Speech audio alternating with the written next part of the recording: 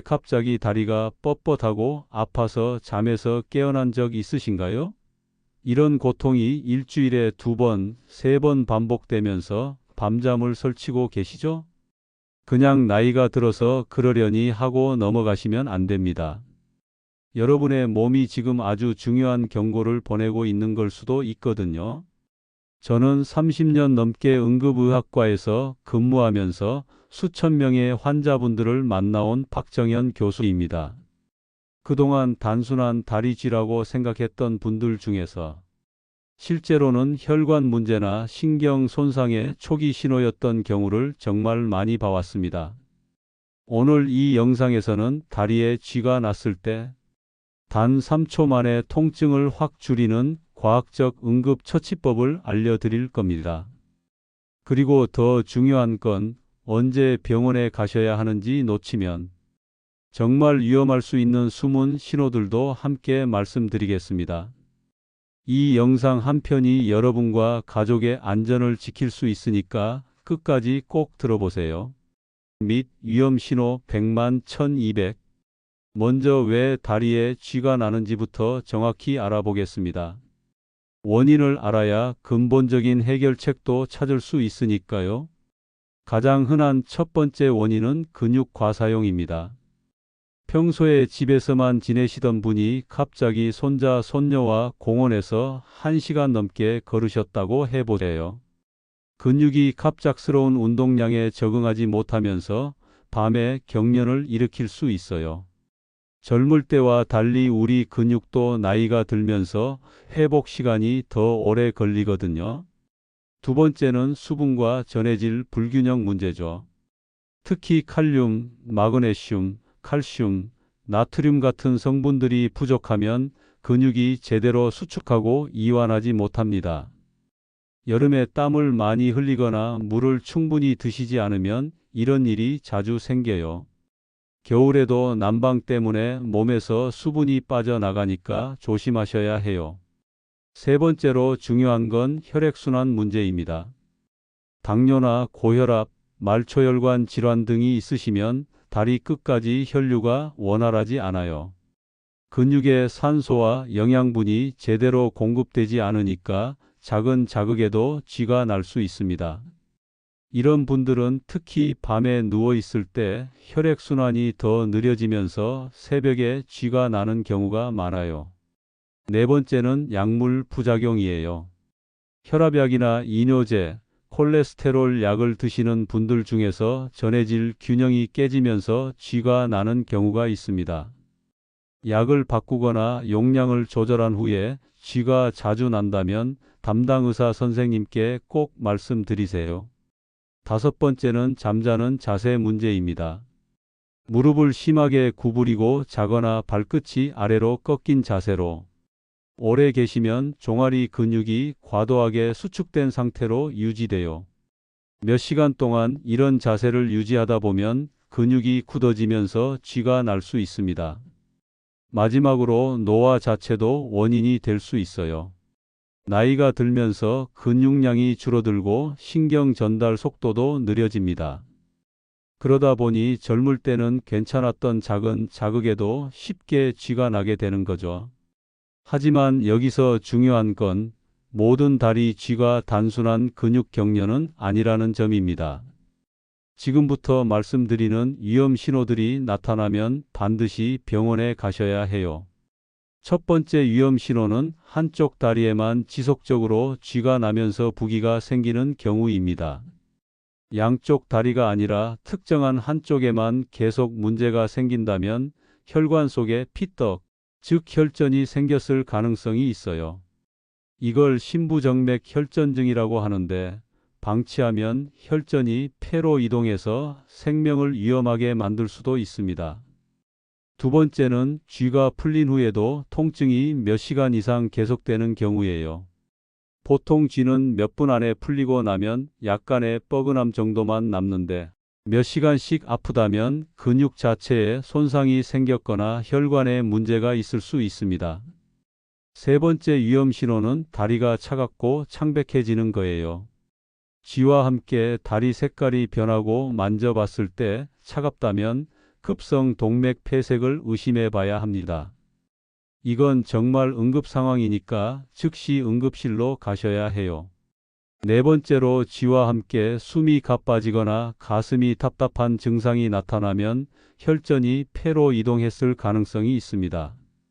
이것도 생명과 직결된 응급 상황이에요. 마지막으로 다리에 힘이 빠지거나 마비 증상이 나타나면 신경 손상을 의심해 봐야 합니다.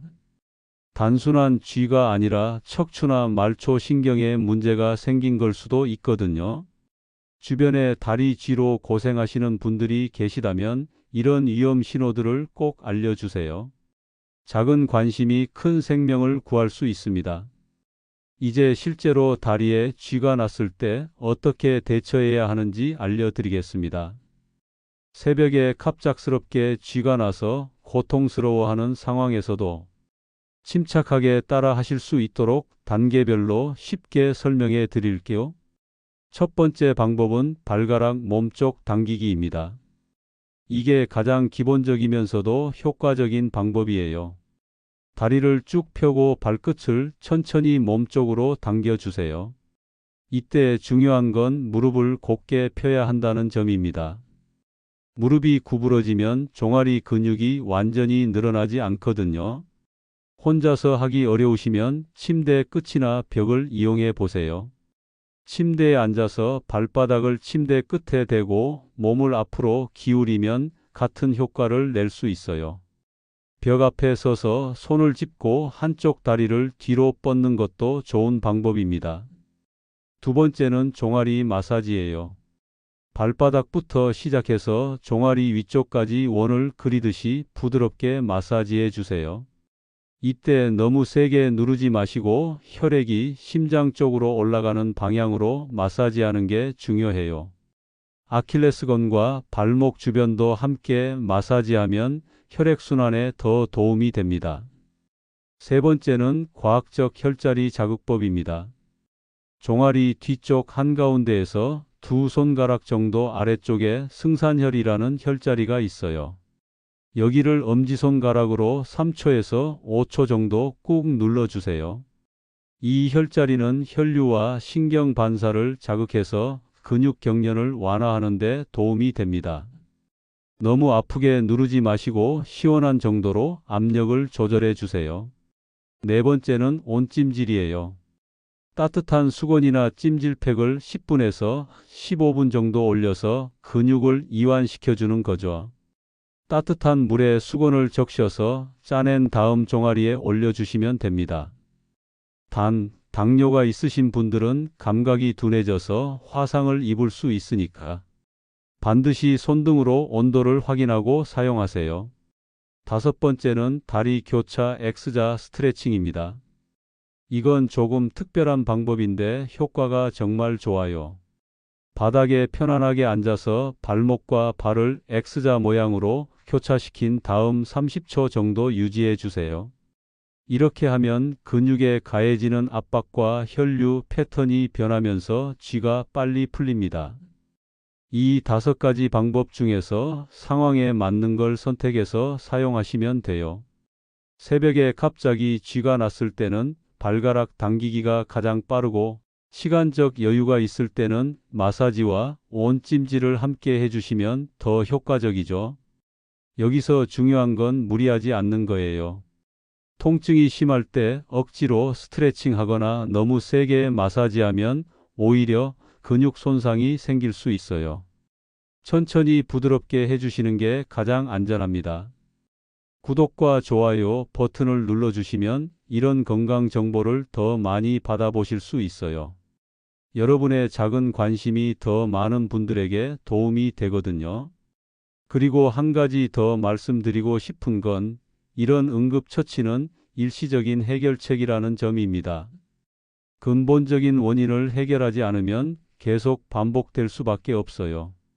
그래서 다음에는 예방 방법에 대해서 자세히 알려드리겠습니다. 이제 가장 중요한 예방 방법에 대해 말씀드리겠습니다. 아무리 좋은 응급처치법을 알고 있어도 애초에 쥐가 나지 않는 게 최선이니까요. 지금부터 알려드리는 방법들을 꾸준히 실천하시면 밤중 통증에서 완전히 해방되실 수 있을 거예요. 첫 번째는 올바른 수면 자세입니다. 잠들 때 무릎을 너무 구부리지 말고 가능하면 쭉 펴서 주무세요. 발끝이 아래로 꺾이지 않도록 발목 밑에 작은 쿠션이나 베개를 받쳐주는 것도 좋은 방법입니다. 옆으로 누울 때는 다리 사이에 베개를 끼워서 골반과 다리가 일직선이 되도록 해주세요. 두 번째는 간단한 스트레칭이에요. 잠자리에 들기 전에 벽을 이용한 종아리 늘리기를 해보세요. 벽에서 한 발 정도 떨어져 서서 손을 벽에 대고 한쪽 다리를 뒤로 쭉 뻗어주는 거죠. 15초씩 양쪽 다리를 번갈아 해주시면 됩니다. 침대에서도 할 수 있는 발목 돌리기도 효과적이에요. 시계 방향으로 10번, 반시계 방향으로 10번씩 천천히 돌려주세요. 세 번째는 충분한 수분과 전해질 섭취입니다. 하루에 1.5리터에서 2리터 정도는 물을 드셔야 해요. 단, 잠자리 들기 2시간 전에는 물을 적게 드시는 게 좋습니다. 밤중에 화장실 때문에 자주 깨면 수면의 질이 떨어지거든요. 전해질 보충을 위해서는 바나나, 시금치, 견과류 같은 음식을 드시면 좋아요. 바나나에는 칼륨이 풍부하고 시금치에는 마그네슘이 많이 들어있어요. 아몬드나 호두 같은 견과류도 마그네슘과 칼슘이 풍부해서 근육 건강에 도움이 됩니다. 네 번째는 규칙적인 활동이에요. 오래 앉아 계시는 분들은 1시간마다 한 번씩 발끝을 위아래로 움직여 주세요. 발목을 시계 방향, 반시계 방향으로 돌리는 것도 좋습니다. 이런 작은 움직임만으로도 혈액순환이 훨씬 개선돼요. 다섯 번째는 복용하시는 약물 점검입니다. 혈압약이나 이뇨제를 드시기 시작한 후에 쥐가 자주 난다면 담당 의사 선생님께 꼭 상담받으세요. 약의 종류나 용량을 조절하면 해결될 수 있는 문제거든요. 절대 임의로 약을 중단하지는 마시고요. 여섯 번째는 잠자리 환경 관리예요. 특히 겨울철에는 다리가 차가워지지 않도록 따뜻하게 유지해 주세요. 전기장판을 사용하거나 두꺼운 양말을 신고 주무시는 것도 좋습니다. 하지만 너무 뜨겁게 하면 탈수가 될 수 있으니까 적당한 온도를 유지하세요. 일곱 번째는 따뜻한 발목 목욕입니다. 잠자리에 들기 전 10분 정도 따뜻한 물에 발목까지 담그고 계시면 혈액순환 개선에 큰 도움이 돼요. 물 온도는 40도 정도가 적당하고 라벤더나 로즈마리 같은 아로마 오일을 한두 방울 떨어뜨리면 근육 이완 효과도 더 좋아집니다. 마지막으로 금연과 금주입니다. 담배는 혈관을 수축시켜서 혈액순환을 방해하고 과도한 음주는 탈수를 유발해서 전해질 불균형을 만들 수 있어요. 건강한 생활 습관이 결국 근육 건강의 기본입니다. 주변에 통증으로 고생하는 분이 계시다면 이 영상을 꼭 공유해서 함께 건강해지세요. 여러분의 작은 관심이 누군가에게는 큰 도움이 될 수 있습니다. 이런 예방 방법들을 꾸준히 실천하시다 보면 분명히 밤중 쥐 때문에 고생하는 일이 줄어들 거예요. 하루아침에 모든 게 바뀌지는 않지만 2주, 한 달 정도 꾸준히 하시면 확실한 변화를 느끼실 수 있을 겁니다. 여러분, 다리에 쥐가 난다고 해서 단순히 나이가 들어서 그러려니 하고 무심히 넘어가시면 안 됩니다. 오늘 제가 알려드린 3초 응급처치법과 예방 방법들을 꾸준히 실천하시면 밤중 통증에서 완전히 해방되실 수 있어요. 특히 위험 신호들은 꼭 기억해 두시고 혹시 그런 증상이 나타나면 주저하지 마시고 병원에 가세요. 조기 발견이 건강한 노후의 열쇠입니다. 작은 습관 하나가 건강한 노후를 만들어줍니다. 매일 조금씩이라도 스트레칭하고 충분한 수분 섭취하고 올바른 자세로 주무시는 것만으로도 큰 변화를 만들 수 있어요. 가족과 친구분들에게도 오늘 내용을 꼭 전해 주시기 바랍니다.